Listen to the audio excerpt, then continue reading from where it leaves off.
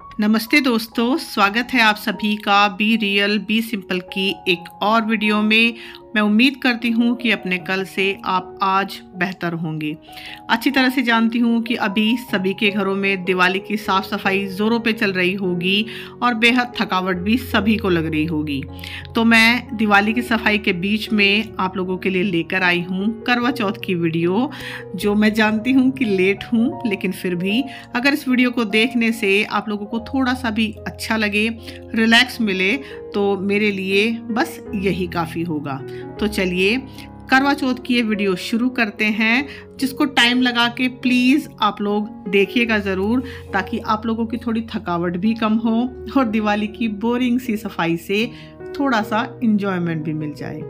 तो ये वीडियो मैंने शुरू की थी करवा चौथ से एक दिन पहले। सुबह सुबह मैंने करवा लिया था, और करवा देने के लिए ये जो भैया और आते हैं ना, भैया और भाभी ही कहूँगी, मतलब दोनों हस्बैंड वाइफ हैं, ये आते हैं तो करवा चौथ पे करवा भी दे जाते हैं, अहोई पे अहोई भी दे जाते हैं जो मिट्टी की भरी जाती है, दिवाली पे दिए भी दे जाते हैं। तो बड़ी ही सुविधा हो जाती है, मतलब बिल्कुल अपने दरवाजे के सामने ही सारी चीज़ें मिल जाती हैं, मुझे मार्केट नहीं जाना पड़ता स्पेशली इन चीज़ों के लिए।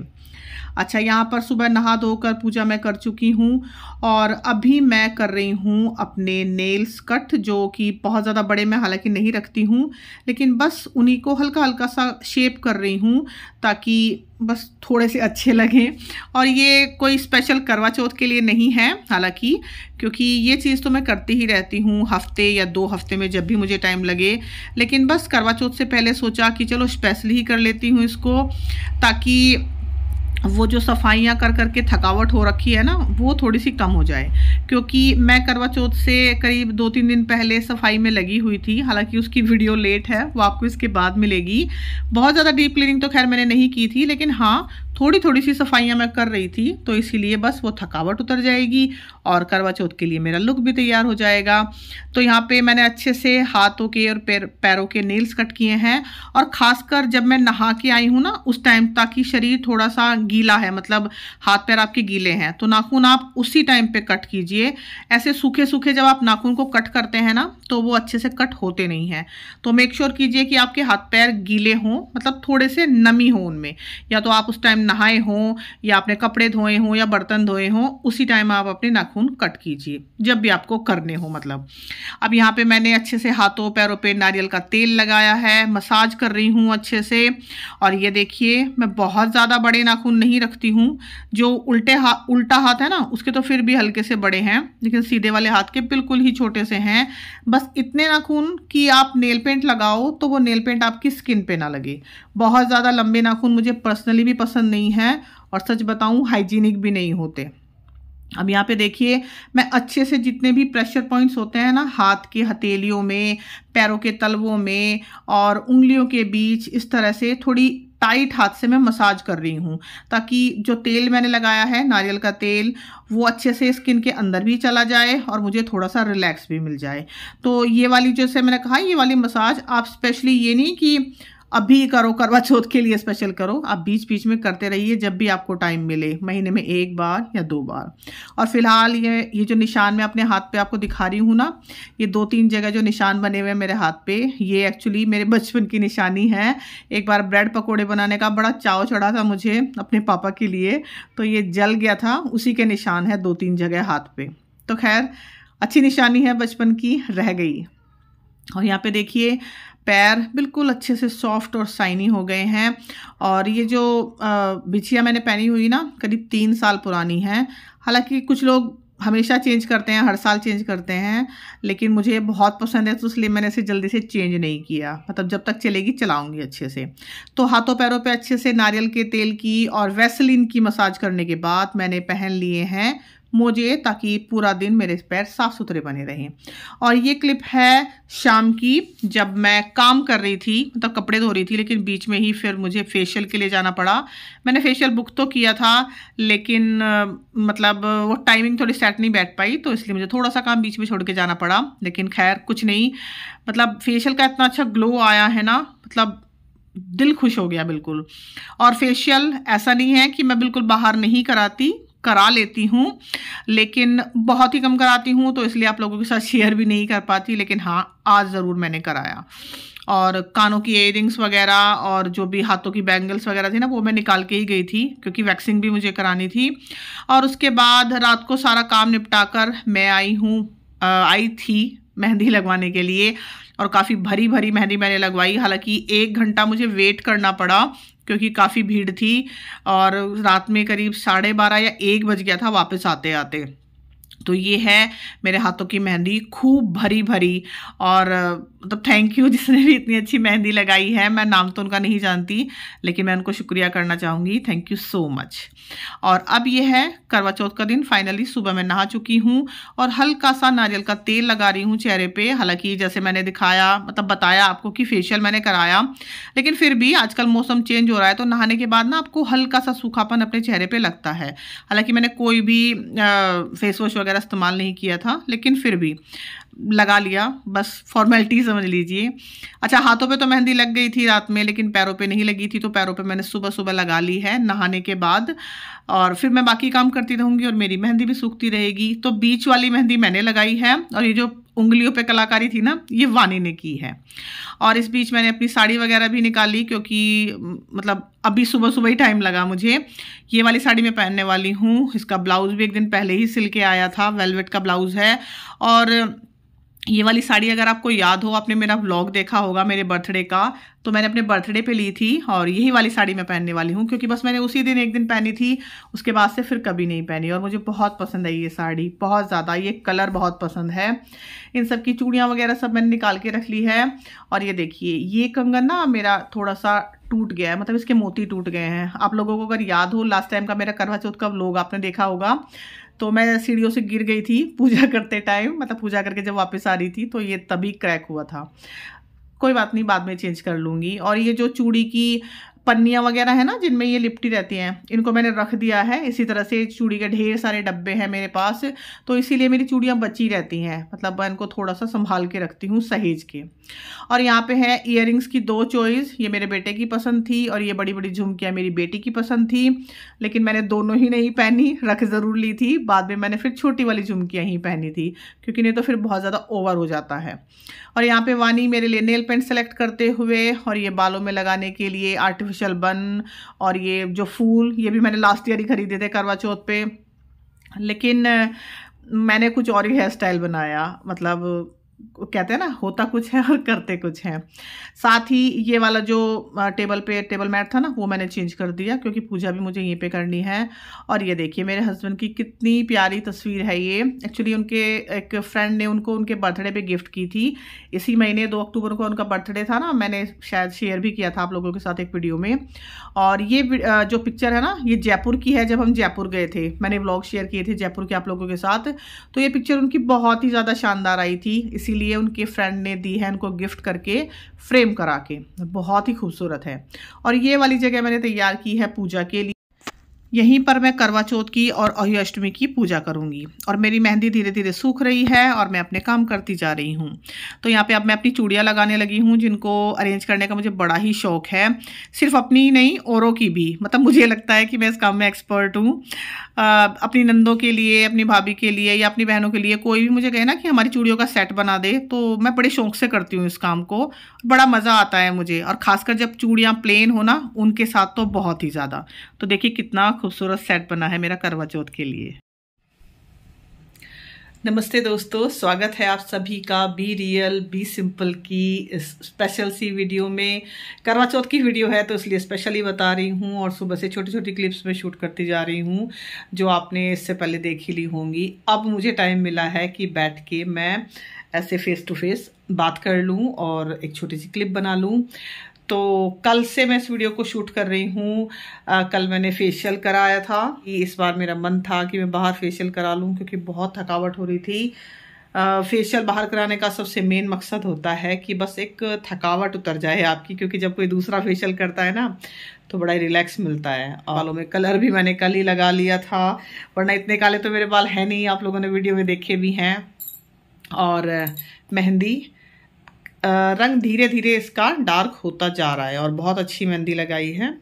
और पैरों पे मैंने लगाई हुई है अभी। तो ये धीरे धीरे सूख रही है जब तक मैं अपने सारे काम करती जा रही हूँ ये तैयारी के, क्योंकि कल नहीं कर पाई थी। अब मैं तैयार होना शुरू होंगी, क्योंकि मतलब कितनी भी जल्दी कर लूँ मैं 1 घंटे से पहले तो तैयार नहीं हो पाऊंगी, और ख़ासकर ये सब जब पहनना पड़ता है ना, ये वाली। अभी तो फ़िलहाल मैं पहले थोड़ा सा खाना बना देती हूँ बच्चों के लिए और मैं तैयार हो जाती हूँ। और फेशियल का अच्छा खासा ग्लो आया है चेहरे पे। वही है ना, जब आप मतलब मसाज करते हैं, ब्लड सर्कुलेशन होता है, तो अच्छा खासा आपका चेहरा चमक ही जाता है। ऐसी बात नहीं है, किसी का भी चमक जाता है, मेरा ही नहीं। और बाकी मैं लगाती रहती हूँ अपने मॉइस्चराइज़र वगैरह, नारियल का तेल, देसी मॉइस्चराइज़र।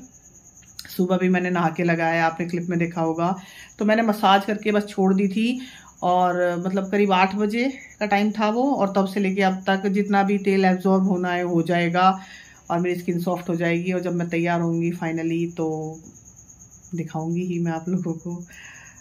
मतलब मुझे लगता है कि मैं बहुत अच्छी लगूंगी। मतलब किसी से आप ये मत रखिए कि कोई आपको बताएगा आप अच्छे लग रहे हो नहीं लग रहे हो, आपको खुद पता होता है, सभी को पता होता है, मुझे नहीं, सभी को पता होता है।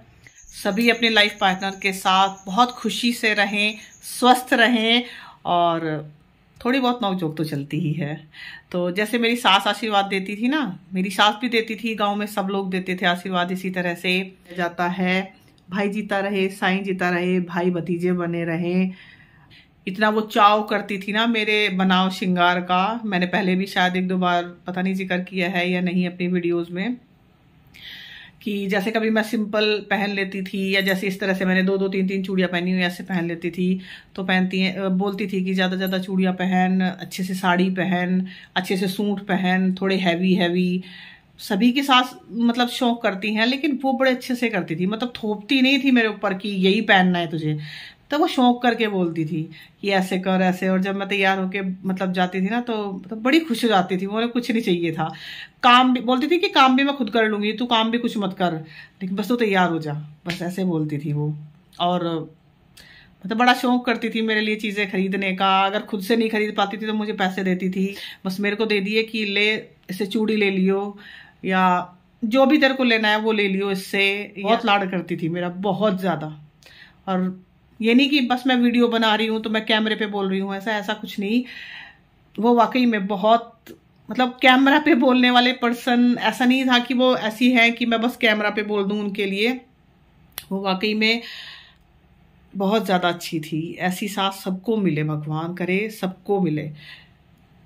मतलब कहते हैं ना कि बहू को बेटी मानना या ऐसा कुछ, ये सारी बातें मैंने मतलब हकीकत में अपने साथ एक्सपीरियंस की हैं। मेरी सास की तरह तो खैर रहती थी, ऐसा कोई स्ट्रिक्ट वाला उनका हिसाब कभी भी नहीं था। थोड़ा बहुत कभी किसी बात पे डांट दिया, कभी किसी बात को समझा दिया। सबसे बड़ी बात थी कि जब वो मेरे से ना सहेलियों की तरह बात करती थी, मतलब उन्हें कोई भी सुख दुख जो भी होता था, कभी कभी अपने किसी पुराने दुख के बारे में बात करते करते वो रो पड़ती थी मेरे सामने। तो तब मुझे फील होता था कि कभी भी ऐसा नहीं होता था कि त्योहार के दिन मैं काम में लगी हुई हूँ और मुझे टाइम नहीं मिल रहा किसी चीज़ का या तैयार होने का। मतलब अगर मैं गाँव में होती थी या वो मेरे पास होती थी यहाँ पे, तो हमेशा कि छोड़ इस काम को मैं कर लूँगी, जा तू तैयार हो जा। ऐसे ही गाँव में करती थी कि जा तू तैयार हो जा, या छोटा मोटा जो काम है वो कर ले, बाकी काम मैं अपने आप कर लूँगी, तू तैयार हो जा। त्योहार के दिन उनको बड़ा शौक लगता था उस चीज़ का। अभी जैसे मैं मेहंदी लगवा के आई, रात के 12-1 बजे तक सारा काम निपटा के गई थी, एक एक बर्तन साफ करके गई थी, खाना वाना सब खिला के सबको दे के। लेकिन एक बार की बात मैं आपको बताती हूँ कि मैंने मतलब खिचड़ी बना दी थी कि मम्मी अभी मुझे सबको देना भी है, बर्तन भी साफ करने हैं फिर बाद में, और मतलब कब जाऊंगी मैं। तो उन्होंने कहा कि तू छोड़, बन गई है ना, बस अब तू खा और बस तू जा, मैं अपने आप सबको दे दूंगी, बर्तन भी मैं खुद साफ कर लूंगी। और ये है मेरा गजरा जो मैं हर साल ही लगाती हूँ बन बना के सिंपल से अपने हेयर स्टाइल में। तो इस बार ये रात में नहीं आ पाया था, तो मेरा बेटा लेके आया है। अभी एक्चुअली हस्बैंड के साथ ही निकला था वो, और मतलब हस्बैंड चले गए हैं, वो शाम को करीब 6-7 बजे तक वापस आएंगे।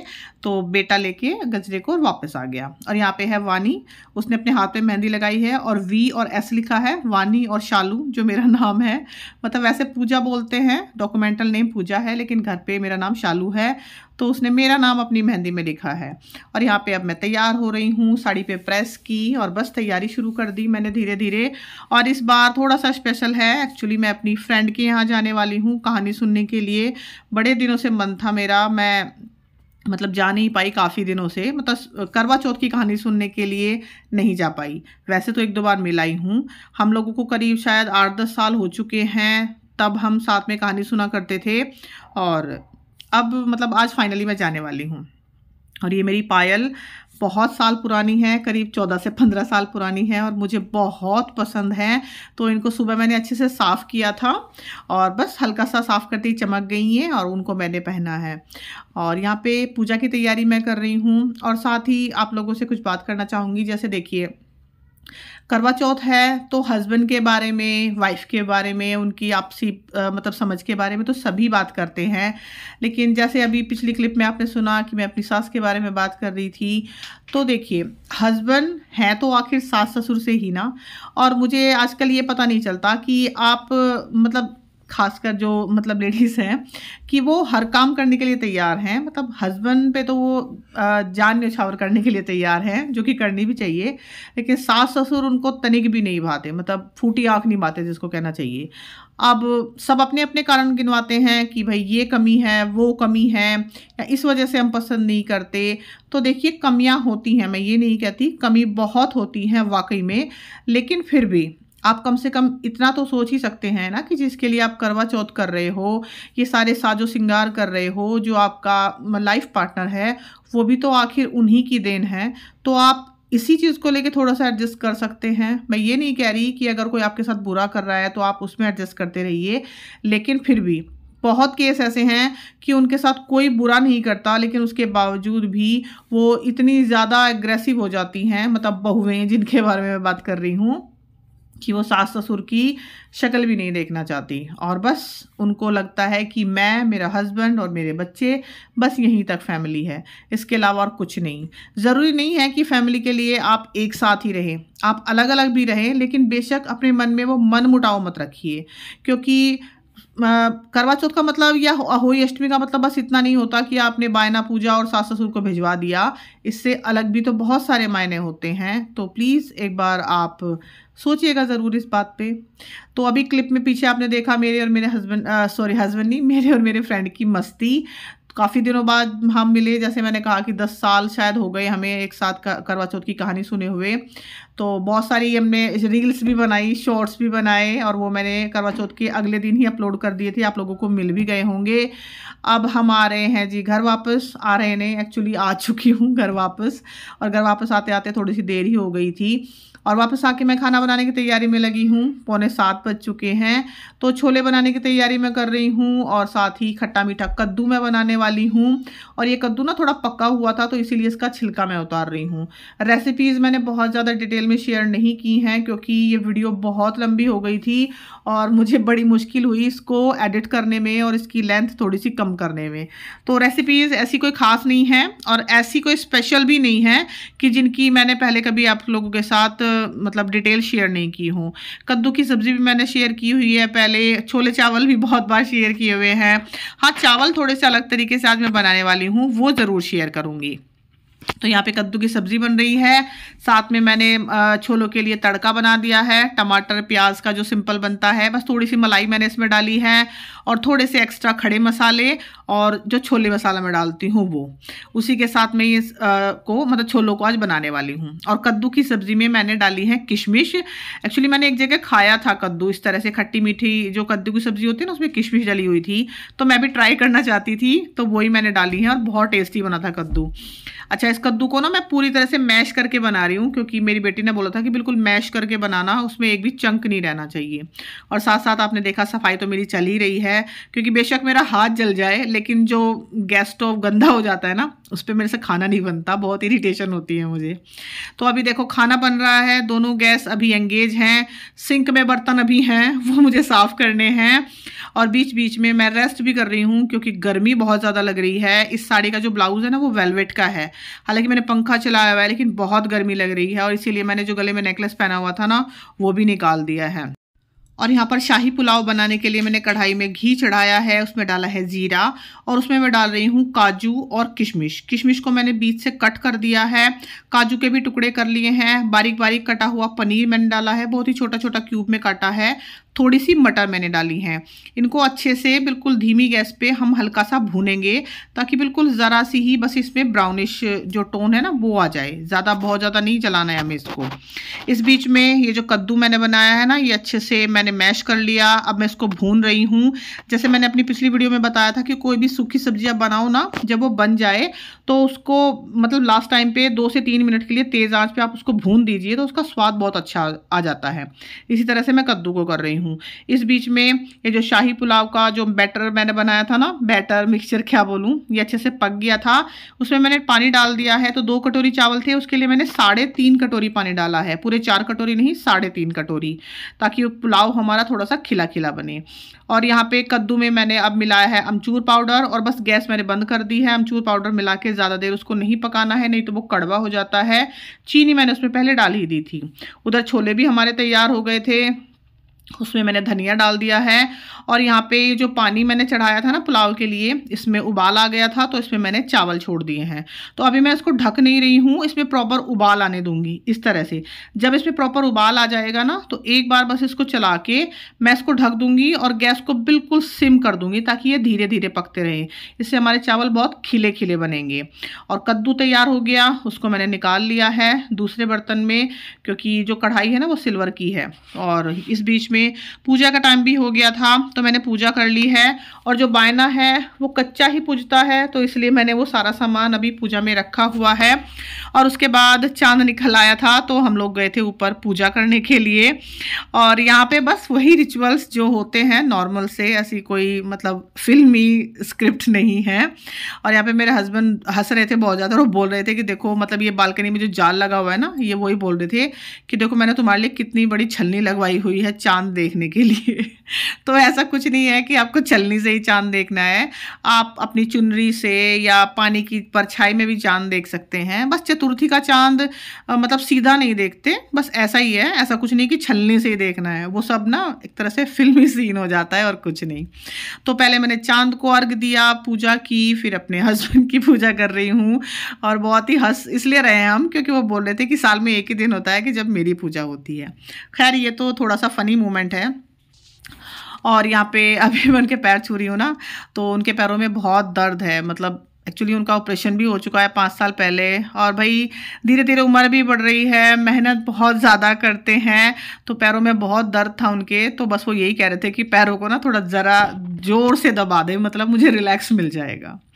तो यहाँ पे मैं कहना चाहूँगी, देखिए ऐसा कुछ नहीं है, मतलब मैं इतनी ज़्यादा चीज़ों को नहीं मानती हूँ कि कोई एक इंसान एक दिन व्रत रखे और दूसरे की उम्र बढ़ जाए। ऐसा तो खैर कोई फंडा नहीं होता, लेकिन हाँ रिचुअल है, पूरा करते हैं, बहुत ही अच्छे से पूरा करते हैं, प्यार से, सम्मान से।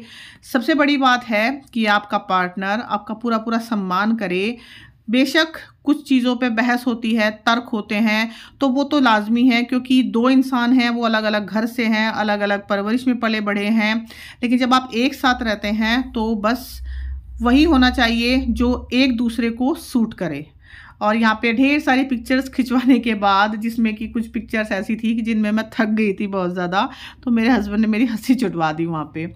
और यहाँ पे वो मेरे लिए लेके आए थे ढोकला, जिससे मैंने अपना व्रत खोला। मतलब व्रत तो ऊपर खुल चुका है मिठाई से हालांकि, और ये वाली मिठाई वो हमेशा लेके आते हैं, मुझे बहुत पसंद है। एक बार ना मैं करवा चौथ पे बीमार हो गई थी, तब बहुत ज़्यादा बीमार थी उस साल में कि मैं पूजा भी नहीं कर पाई थी, पूरा टाइम बिस्तर में ही थी। तो ये वाली मिठाई वो लेके आए थे और मुझे बड़ी पसंद आई थी, तो तब से वो हर साल लेके आते हैं मेरे लिए। और यहाँ पे बातों ही बातों में हमारा पुलाव भी तैयार हो गया। फिर मैं कहूँगी बातों बातों में नहीं हुआ है, एक्चुअली करने से हुआ है। और चावल का दाना एक एक खिला हुआ बना है, तो पहली बार मैंने ये ट्राई किया है और अच्छा बना था बहुत ही। आप लोग भी प्लीज़ ट्राई कीजिएगा, सिंपल सी रेसिपी है। तो थाली मैंने लगा दी है, पूरियाँ मैंने बनाई थी, पुलाव थोड़ा सा फैंसी तरीके से मैंने पेश करने की कोशिश की है, छोले हैं, कद्दू की खट्टी मीठी सब्ज़ी है, साथ में मैंने पापड़ भी भून दिया था जो मेरी बेटी को बहुत पसंद आता है। लेकिन उस दिन तो हस्बैंड ने भी ट्राई किया, उनको भी बहुत पसंद आया, नहीं तो वो पापड़ खाते नहीं थे। और ये पूरियाँ बेसन वाली, सूजी वाली जो मैं बनाती हूँ ना, बहुत बार मैं अपने व्लॉग्स में शेयर कर चुकी हूँ। तो ये ना बहुत ही क्रंची और बिल्कुल शानदार बनती हैं। तो जैसे मैंने कहा कि मैं तो फैंसी तरीके से इसको थाली को तैयार करके लाई थी, लेकिन मेरे हस्बैंड ने बोला कि तुमने तो इसमें बहुत सारी चीज़ें डाली थी, वो किधर है। और उनको खोजने के चक्कर में उन्होंने सारी फैंसी थाली को फैला दिया। तो फाइनली उनको अंदर से काजू मिले, पनीर मिले, तब जाके उनको मतलब महसूस हुआ, मतलब उनको विश्वास हुआ कि हाँ इसमें ये सब चीज़ें पड़ी हुई हैं। तो अभी वो खाना खा रहे हैं। मैं अपना व्रत खोल चुकी हूँ, मतलब ढोकला और जो मीठा था वो मैंने खा लिया। और यहाँ पे है मेरे बेटे की थाली। तो सिंपल सादी देसी थाली ये होती है। इस तरह से चावल परोसे जाते हैं, सिंपल कटोरी में छोले या जो भी सब्जी आप खा रहे हैं वो दिए जाते हैं। तो ये होती है जी देसी थाली। और ये जो आपने पहले देखी ये है यूट्यूब वाली थाली, जो हम लोगों को मतलब दिखाने के लिए कभी कभी तैयार करनी पड़ती है, तो मैं भी कर लेती हूँ। और ये है मेरा स्पेशल सा गिफ्ट, पान। ये मतलब शायद 7-8 साल बाद वो लाए हैं। मतलब मैं हर बार उनको बोलती हूँ कि मेरे को ला के देना, मेरे को खाना है। बस एक करवा चौथ के दिन ही पता नहीं क्यों मेरा मन करता है खाने का, और उसी दिन मैं मंगाती हूँ। तो हर बार वो भी भूल जाते थे और शायद मैं भी बोलना भूल जाती थी उनको, लेकिन इस बार उनको याद था तो उन्होंने ला के दिया था। और बस खाना पीना खा के सारा काम निपटा के अब ये है मेरा रात का लुक। भाई इतना ज़्यादा तामझाम पहन के मैं नहीं रह सकती, मैं तभी सारी चीज़ें चेंज कर लेती हूँ। उसके बाद ही मैंने बाकी का खाना मतलब बनाया था, जो रह गया था पूरी वगैरह से की थी, और जो भी सफाई है ना वो सब मैंने बाद में ही की थी। मतलब कपड़े वगैरह चेंज करके मुँह हाथ धो के अच्छे से तभी मैंने की थी। अब किचन के पंखे को थोड़ा सा आराम देते हैं, किचन को बाय बाय बोलते हैं सुबह के लिए। बिल्कुल अच्छे से मैंने क्लीन कर दिया, हालांकि हिम्मत नहीं हो रही थी और मन कर रहा था मैं ऐसे ही छोड़ के सो जाऊं, लेकिन फिर सोचा नहीं भाई अभी तो मन नहीं करेगा, छोड़ के सो भी जाऊंगी, लेकिन सुबह उठते ही ना फिर सबसे पहले वो गंदी रसोई देखने को मिलेगी। तो भाई बिल्कुल भी मतलब क्या ना कि अच्छा नहीं होगा, तब मेरे लिए अच्छा नहीं होगा, मेरा पूरा दिन खराब हो जाएगा। और ये देखिए 12:15 बज चुके हैं रात के, मतलब सब कुछ समेटते समेटते मुझे 12:15 बज चुके थे।